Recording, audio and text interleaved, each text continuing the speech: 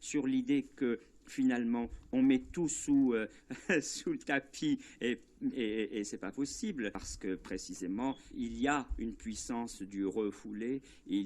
Montaigne était absolument conscient de la force destructrice de la pulsion de mort qui anime les individus. Je reprends ma question de l'humidité de la langue à ce sujet. Ils attisent la guerre, non pas parce qu'elle est juste, mais parce que c'est la guerre.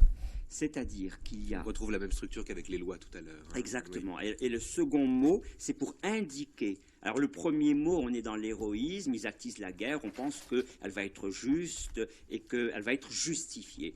Non, parce que c'est la guerre, c'est-à-dire la cruauté pour la cruauté.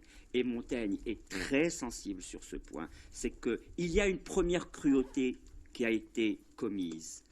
Et après, on va demander sans cesse vengeance uniquement pour donner une récurrence et un poids à la première cruauté.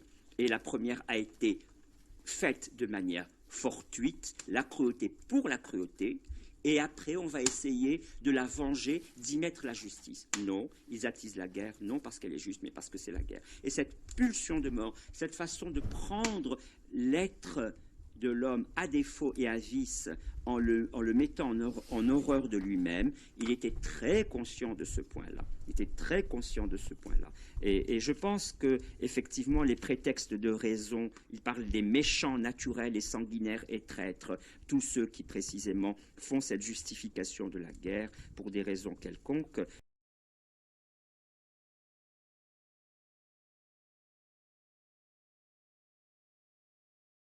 La cause des lois et la défense de l'état de choses ancien ont toujours ceci pour elles. C'est que ceux mêmes qui troublent cet ordre pour leurs desseins particuliers excusent ses défenseurs s'ils ne les honorent pas.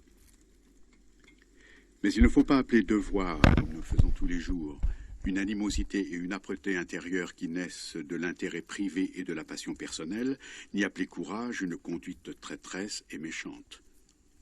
Ils appellent zèle leur propension à la malignité et à la violence. Ce n'est pas la cause qui les échauffe, c'est leur intérêt.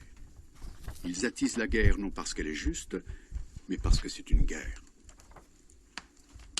Ce passage se trouve, dont nous parlons depuis tout à l'heure, se trouve donc au chapitre 1 du livre 3, un chapitre qui porte sur l'utile et l'honnête. Et c'est extraordinaire parce que ce passage se trouve au milieu de considérations sur la possibilité de communiquer entre les uns avec les autres. Notamment, c'est un moment où il dit « Le parler ouvert ouvre un autre parler et le tire au dehors comme font le vin et l'amour. » Il dit aussi « Moi je ne dis rien à l'un que je ne puisse dire à l'autre à son heure, l'accent seulement étant un peu changé. » C'est un passage dans lequel Montaigne fait valoir la franchise comme la condition justement d'un échange loyal entre les individus. Et à l'intérieur de cela se trouve donc le texte dont vous parlez, qui est à la source de sa critique des guerres justes. Oui, tout à fait, et vous pouvez le mettre en rapport avec le passage de l'essai intitulé « De la cruauté », où il dit que les hommes ont un instinct naturel à l'inhumanité, et donc c'est ce que j'appelle la pulsion de mort, un instinct naturel à l'inhumanité, auquel répond par l'éducation un devoir général d'humanité, et un devoir général d'humanité, non pas général au sens où il est commun aux hommes, mais devoir général d'humanité au sens où il s'applique à tout le monde.